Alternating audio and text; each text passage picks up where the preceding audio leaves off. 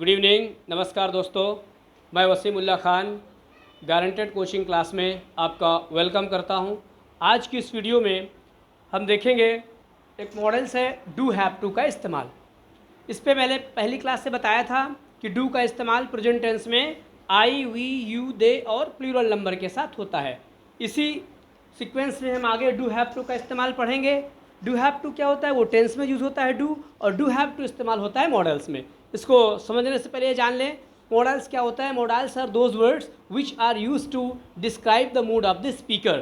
सो इन do have to का इस्तेमाल जो होता है आई के साथ होता है, वी के साथ होता है, यू के साथ होता है और प्लूरल नंबर के साथ होता है। Do have to is used with I, we, you, they and plural number. I would like to explain what is singular number and what is plural number. Singular number, whenever we are talking about only one thing or one person, they are known as singular number. And whenever we are talking about more than one thing or one person, they are known as plural numbers. As for example, मेरे पास एक pen है, मैं क्या बोलूँगा? I have a pen. Pen एक है तो मैंने क्या कहा? I have a pen. अब मेरे पास ये दो पेन हो जाएंगे तो मैं क्या बोलूँगा? I have two pens. तो पेन्स क्या हो गया?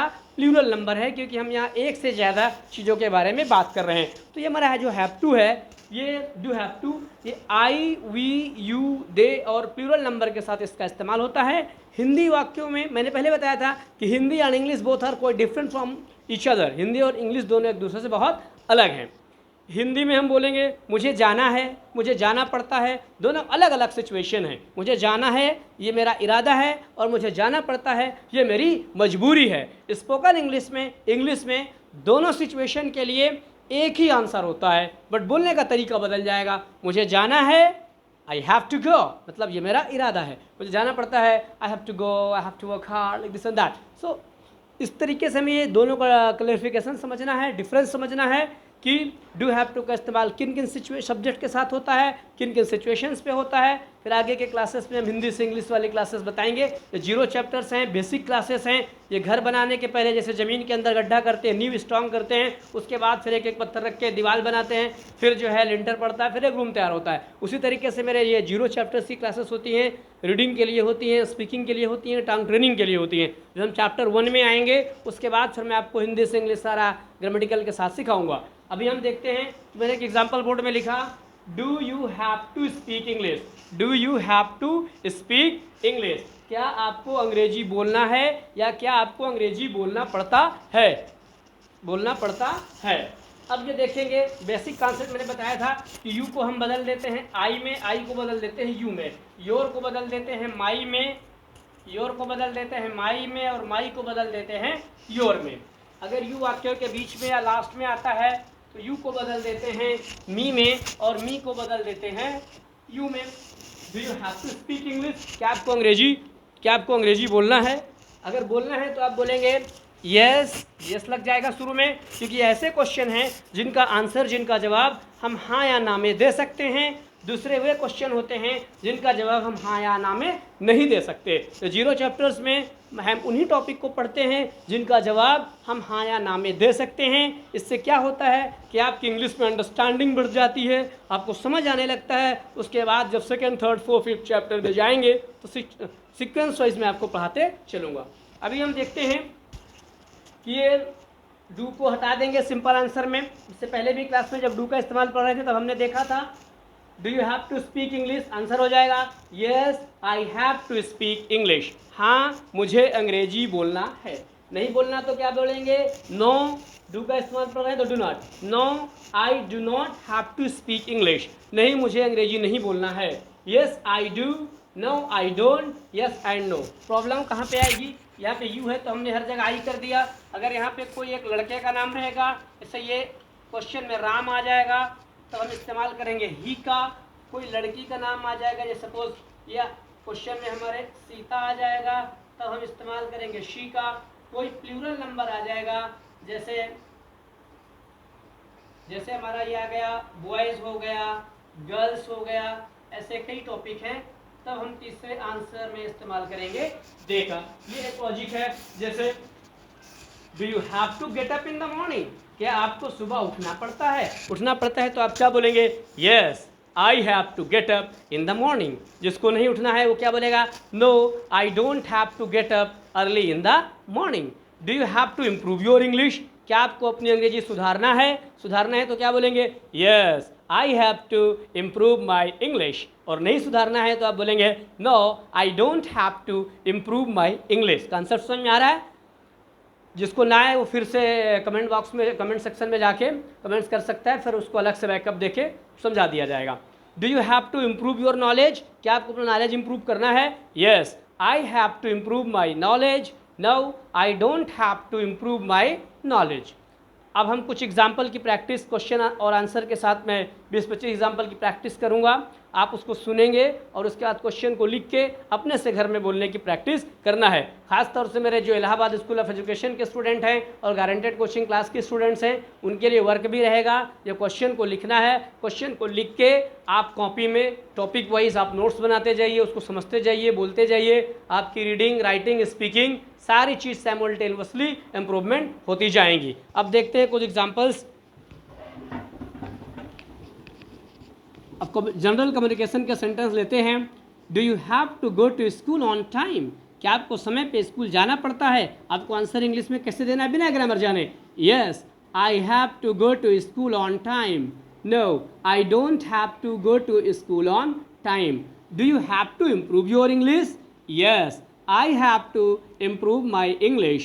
No, I don't have to improve my English. Do you have to remember your lesson? Yes, I have to remember my lesson. No, I don't have to remember my lesson. Do you have to utilize your time? Yes, I have to utilize my time. No, I don't have to utilize my time. Do you have to behave well in the class? Yes, I have to behave well in the class. No, I don't have to behave well in the class. Do you have to respect your parents? Yes, I have to respect my parents. No, I don't have to respect my parents. Do you have to attend the function? Yes, I have to attend the function. No, I don't have to attend the function. Do you have to speak confidently? Yes, I have to speak confidently. No, I don't have to speak confidently. Do you have to solve your problem yourself? Yes, I have to solve my problem myself. No, I don't have to solve my problem myself. Do you have to attend the classes seriously?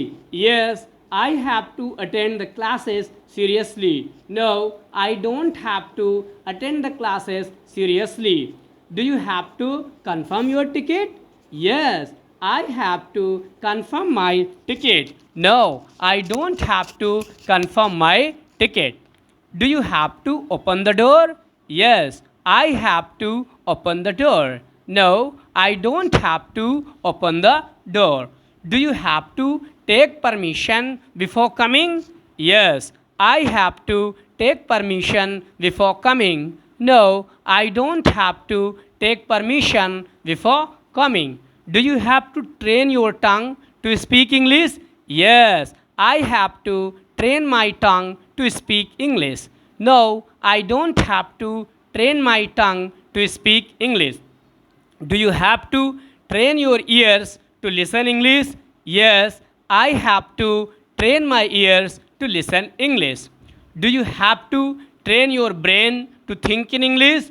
Yes, I have to train my brain to think in English. No, I don't have to train my brain to think in English. Do boys have to pay attention in the class? Yes, boys have to pay attention in the class. No, boys do not have to pay attention in the class. Do they have to speak natural English? Yes, they have to speak natural English. No, they do not have to speak natural English. Do you have to welcome your guest? Yes, I have to welcome my guest. No, I don't have to welcome my guest. Do you have to communicate properly? Yes, I have to communicate properly. No, I don't have to communicate properly. Do you have to make them happy? Yes, I have to make them happy. No, I don't have to make them happy. Do you have to sing a song in English? Yes, I have to sing a song in English. No, I don't have to sing a song in English. Do you have to work hard? Yes, I have to work hard. No, I don't have to work hard. Do you have to watch this video again and again? Yes, I have to watch this video again and again. No, I don't have to watch this video again and again. अब कुछ ऐसे examples मैं practice करूँगा जो situationally जिसका answer हम yes में देना है या नो में देना है, उसके मीनिंग को समझ के देना है. अभी तो हम प्रैक्टिस के लिए बता रहे हैं कि किस तरीके से हम प्रैक्टिस कर सकते हैं. The more you speak the more you get master your language. I have told you a lot of time. जितना आप बोलेंगे उतना आपके अंदर बोलने में मास्टरी आएगी.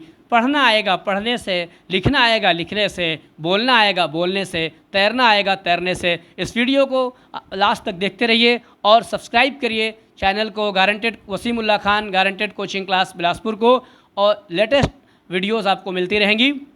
अब देखते हैं. Do you have to cheat your parents? No, I don't have to cheat my parents. Do you have to support your family members? Yes, I have to support my family members. Do you have to help your neighbors? Yes, I have to help my neighbors. Do you have to stay at home because of corona? Yes, I have to stay at home because of corona. Do you have to utilize your time and money? Yes, I have to utilize my time and money. Do you have to confirm your ticket before going to Raipur? Yes, I have to confirm my ticket before going to Raipur. Do you have to enjoy the party? Yes, I have to enjoy the party. Do you have to blame others? No, I don't have to blame others. Do you have to earn money by cheating the people? क्या आपको लोगों को धोखा देके पैसा कमाना है? No, I don't have to earn money by cheating the people. Do you have to control the crowd? Yes, I have to control the crowd. Do you have to knock the door before coming? क्या आपको आने के पहले दरवाज़ा खटखटाना है? Yes, I have to knock the door before coming. Do you have to be a good person? Yes, I have to be a good person. Do you have to cheat other people? No, I don't have to cheat other people. Do you have to learn from your experience? Yes, I have to learn from my experience. Do you have to water the plant? Yes, I have to water the plant. Do you have to increase the speed of the fan? Yes, I have to increase the speed of the fan. Do you have to make them happy? Yes, I have to make them happy. Do you have to watch this video again and again? Yes, I have to watch this video again and again. Do you have to compromise with the situation? Yes, I have to compromise with the situation. Do you have to salute your elders? Yes, I have to salute my elders. Do you have to go to the temple? Yes, I have to go to the temple.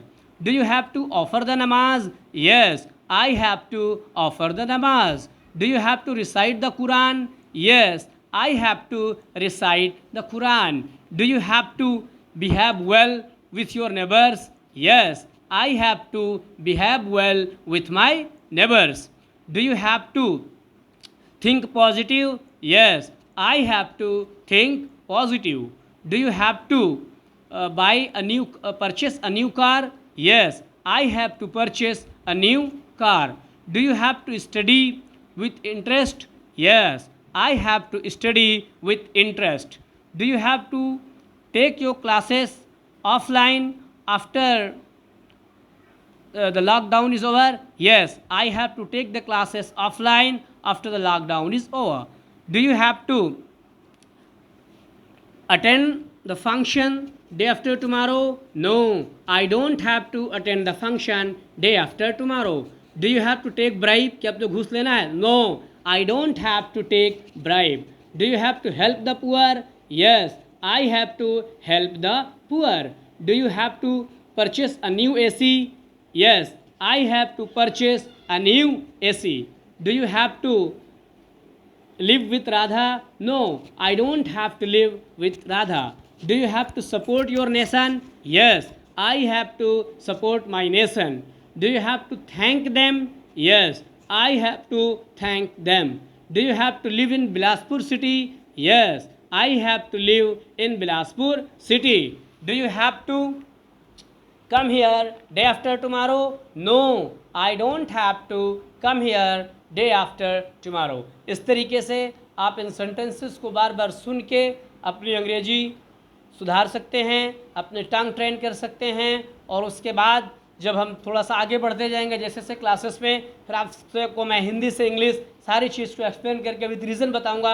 अभी ये 0 chapters हैं, ये सिर्फ practice के लिए होते हैं। आप लोग समझिए, घर बनाने के पहले नींव बनाते हैं, ज़मीन के अंदर गड्ढा करते हैं, 10 फीट 12 फीट कॉलम होता है। क्यों? क्योंकि बिल्डिंग मजबूत हो जाए। A building is as strong as its foundation.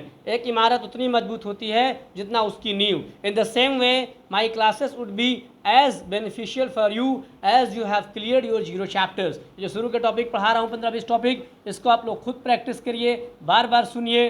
और जो मेरे स्टूडेंट्स हैं जिनके पास बुक है, जो मेरी रिटन स्पोकन इंग्लिश की बुक है, उससे एग्जाम्पल्स, अनसॉल्व एग्जाम्पल्स हैं, उनकी भी प्रैक्टिस करें। और व्हाट्सएप पे रिकॉर्ड करके मेरे नंबर पे भेजें तो मैं चेक करूं और जो गलतियां हैं उसको अपन बता सकें। मिल के एक अच्छे समय का, खाली समय का सही इस्तेमाल करना है और कोरोना को मात देना है, घर में रहना है, बाहर नहीं जाना है, so that at home we remain safe and healthy. Thank you very much for watching this video. Please subscribe my channel Waseemullah Khan, Guaranteed Coaching Class Bilaspur. Thank you very much. See you in next video. Bye bye.